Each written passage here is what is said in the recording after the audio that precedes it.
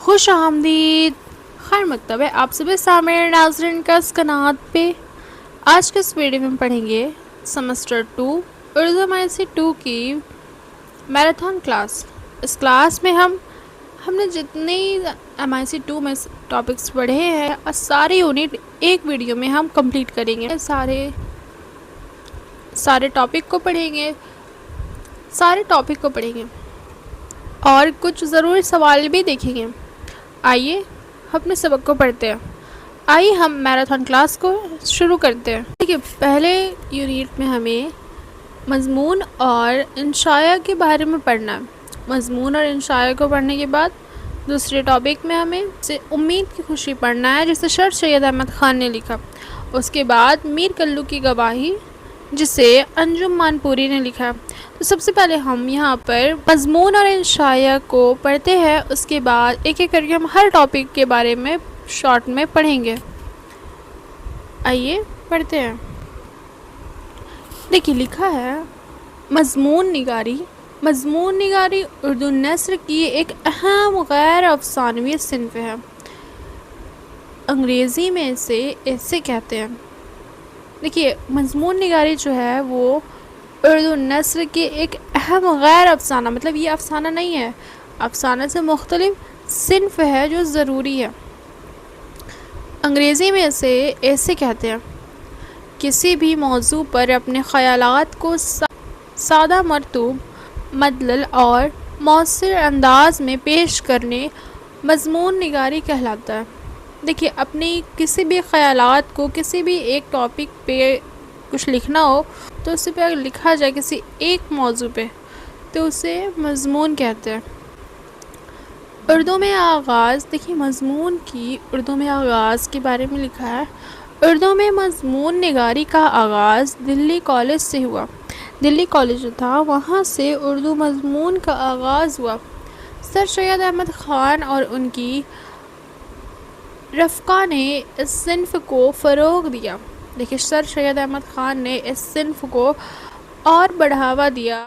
آگے لکھا ہے مضمون کے 3 حصے ہوتے ہیں۔ دیکھیے مضمون کے 3 حصے ہوتے ہیں۔ پہلا ہے تمہید، دوسرا ہے اصلاحی مضمون، تیسرا اور آخر ہے اختتامہ۔ دیکھیے مضمون کی اقسام، یہ حصے تھے۔ مضمون کے جو حصے ہیں یہ 3 حصے ہیں، پر مضمون کی قسم ہے۔ دیکھیے مضمون کی قسم ہے 3، مضمون کی قسم بھی 3 ہے: علمی مضمون، ادبی مضمون، صحافتی مضمون۔ آئیے ہم ایک ایک کر کے ان تینوں کے بارے میں جانتے ہیں۔ علمی مضمون، دیکھیے علمی مضمون علم و تحقیق پر مبنی ہوتا ہے۔ علمی مضمون جو ہوتا ہے وہ علم پر مبنی ہوتا ہے۔ منطقی دلیل پیش کیے جاتے ہیں۔ مثال تنقیدی مضامین ادبی اصناف ہے۔ آگے لکھا ہے ادبی مضمون ادب، شعراء اور ادباء سے متعلق اسلوب، دلیل اور ادبی ہوتا ہے۔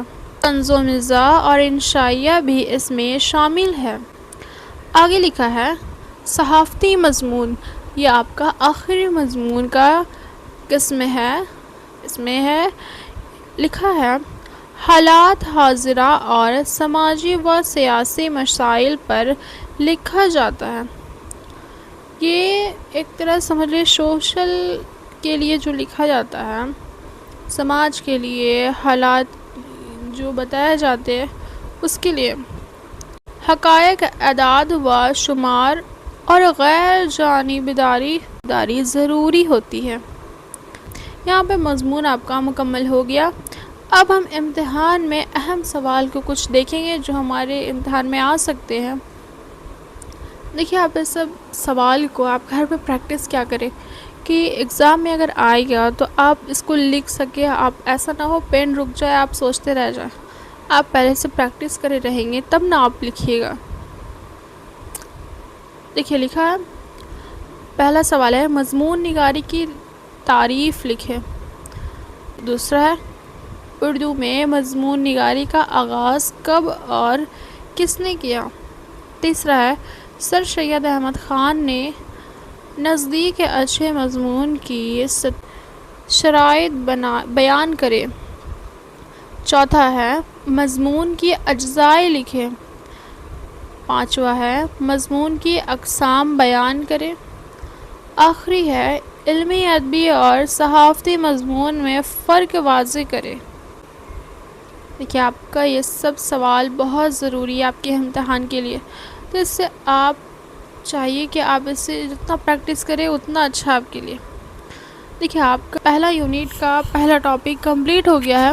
آئیے ہم انشائیہ نگاری کی طرف چلتے ہیں۔ انشائیہ میں ہمیں جیسے مضمون میں پڑھا ہے ہم نے، ویسے انشائیہ میں پڑھنا ہے۔ لکھا ہے انشائیہ اردو نثر کی ایک اہم تخلیقی صنف ہے۔ انگریزی کے پرسنل ایسے سے اس کا گہرا تعلق ہے۔ انگلش میں اس سے پرسنل ایسے سے اس کا بہت گہرا تعلق ہے۔ انشائیہ میں مصنف اپنے ذاتی مشاہدات، احساسات اور تاثرات کو بے تکلف، دلکش اور شگفتہ انداز میں بیان کرتا ہے۔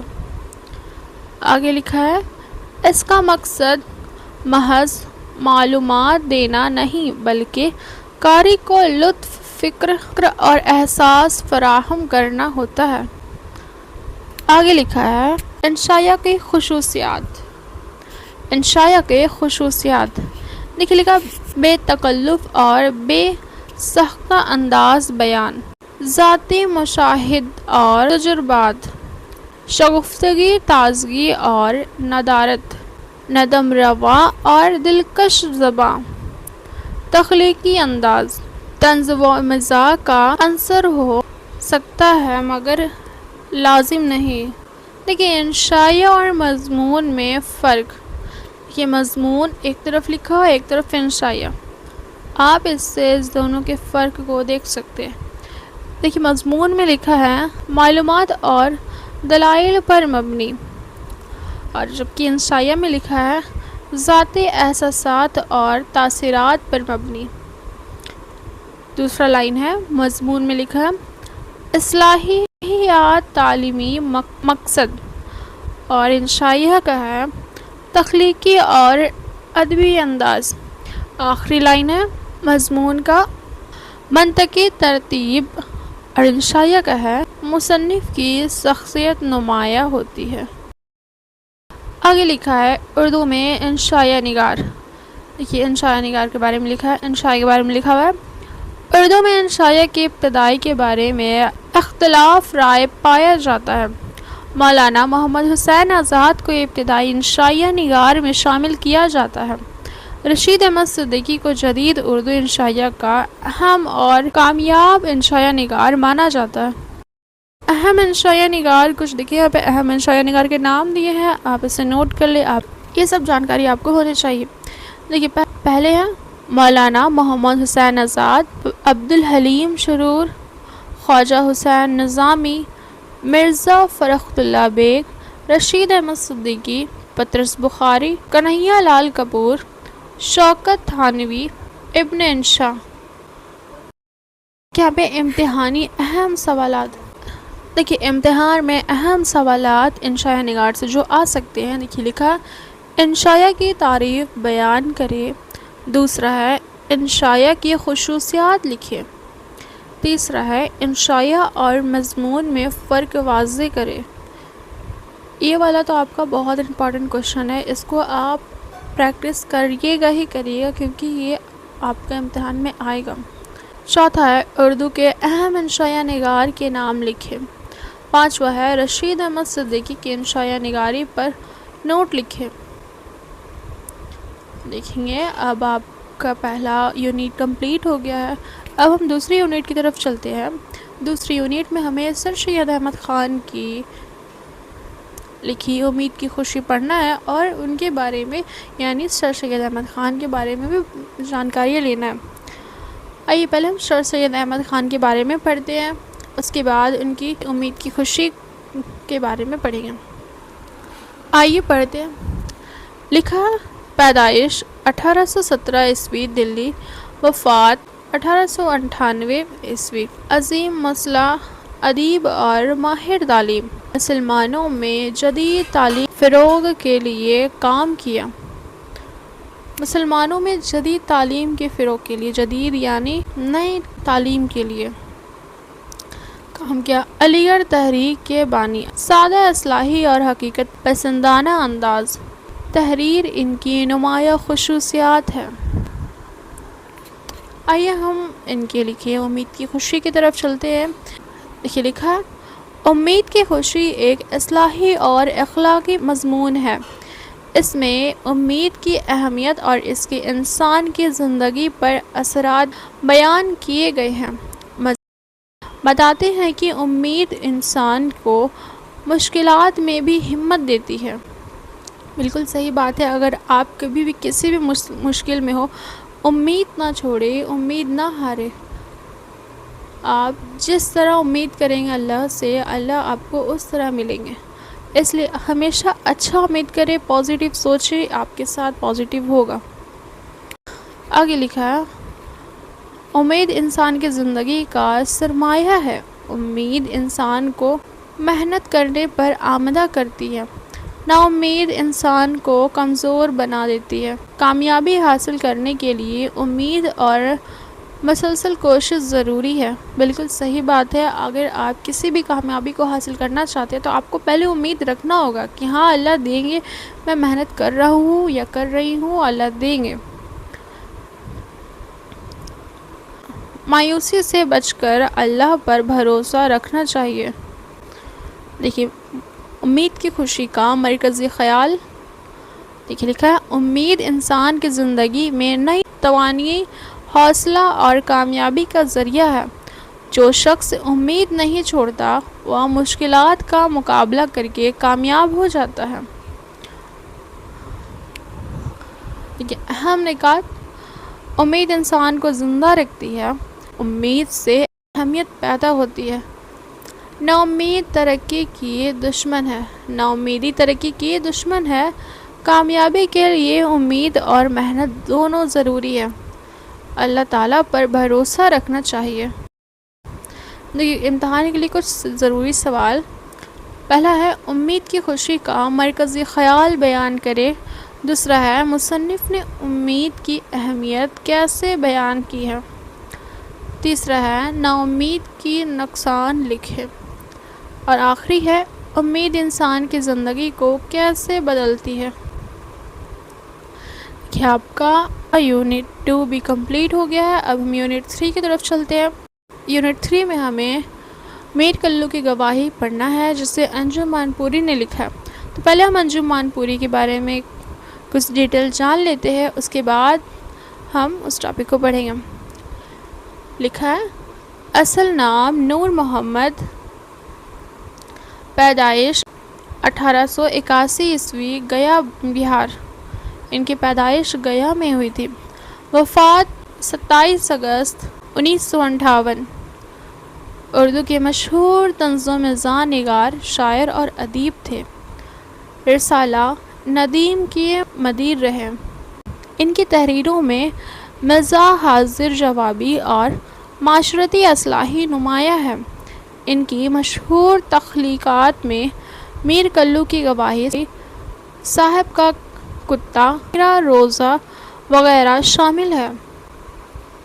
میر کلو کی گواہی ایک طنز و مزاح ڈرامہ ہے۔ اس میں عدالتی نظام اور جھوٹے گواہوں پر طنز کیا گیا ہے۔ انہوں نے مزاح کے ذریعے معاشرے کی ایک بڑی خامی کو بے نقاب کیا۔ آئیے ہم اب میر کلو کی گواہی کو ایک شارٹ فارم میں سمجھتے ہیں کہ اصل میں اس میں کیا ہوا تھا۔ احسان کے اصل گواہ عدالت نہیں پہنچے۔ لیکن یہاں پہ احسان ایک نارمل انسان ہے، عام انسان ہے، اس کے گواہ عدالت میں پہنچنے والے تھے مگر نہیں پہنچ پاتے، اور عدالت کا وقت ہو جاتا ہے اور اسے لے کے جانا تھا گواہ کو، اس کے پاس نہیں ہوتا ہے گواہ۔ تو اس کے بعد دیکھیے، وکیل ایک پیشہ ور گو میر کلو کو لاتا ہے۔ وکیل ایک میر کلو کو لاتا ہے جو اس کا اصل گواہ نہیں تھا، مگر اسی طرح فوجی گواہ لاتا ہے تاکہ عدالت میں لے کے جایا جا سکے۔ میر کلو کو مقدمے کی کوئی معلومات نہیں ہوتی، ظاہر سی بات ہے کیسی معلومات ہوگی انجان انسان کو، اگر کوئی لا کے کھڑا کر دے گا اسے کیسے پتہ ہوگا کہ اس میں چل کیا رہا ہے؟ پھر بھی وہ اپنی حاضر جوابی سے ہر سوال کا جواب دیتا رہتا ہے۔ وہ اپنے حاضر جوابی سے ہر سوال کا جواب دیا۔ اب اس کا فل ویڈیو میرے چینل پہ دیکھ سکتے ہیں، اس میں اسے پورے ڈیٹیل میں نے پڑھایا۔ آگے لکھا ہے دیکھیے، مخالف وکیل اس سے الجھا نہیں پاتا، آخر کار عدالت کی کارروائی ملتوی ہو جاتی ہے۔ اس طرح مضمون نے عدالتی نظام اور جھوٹی گواہی پر طنز کیا ہے۔ کلو کا مرکزی خیال دیکھیے، اس ڈرامے میں عدالتی نظام کو خامیوں، جھوٹی گواہوں اور پیشہ ورگوں پر طنز کیا گیا ہے۔ مصنف بتاتے ہیں کہ صرف شراب زبانی اور حاضر جوابی سے بھی بعض اوقات انصاف کا نظام متاثر ہو جاتا ہے۔ لکھیں گے اہم نکات۔ دیکھیں، یہ طنز و مزاح ڈرامہ ہے۔ مرکزی کردار میر کلو ہے۔ میر کلو پیشہ ورگو ہے۔ ڈرامہ میں عدالتی نظام پر طنز کیا گیا ہے۔ حاضر جوابی اور ذہانت اس کی سب سے بڑی خوبی ہے۔ دیکھیں گے امتحانی سوال، کچھ امتحان کے لیے اہم سوال ہے، اسے پڑھ لے۔ لکھا پہلا سوال ہے، انجم مان پوری کا تعارف کرے، میر کلو کی اہم خصوصیات بیان کرے، ڈرامہ کا مرکزی خیال لکھے۔ مصنف نے عدالتی نظام پر کس طرح طنز کیا ہے، میر کلو کی گواہی کا خلاصہ بیان کرے۔ دیکھیے آپ کا یہاں پہ ہو گیا سیمسٹر 2 اردو MIC2 کا میراتھن کمپلیٹ۔ امید ہے آج کا میراتھن ریویژن آپ کے لیے فائدہ مند ہوا ہوگا۔ اگر اس کلاس سے آپ کو تھوڑی سی بھی مدد ملی ہو تو میری محنت سوارت ہو جائے گی۔ آپ پلیز کمنٹ کر دیا کریں، آپ کو جیسا بھی ویڈیو لگے۔ آپ کو ایک بات ہمیشہ یاد رکھیے، ایگزام صرف مارکس کا نام نہیں ہے، بلکہ آپ کی محنت اور لگن کا امتحان ہے۔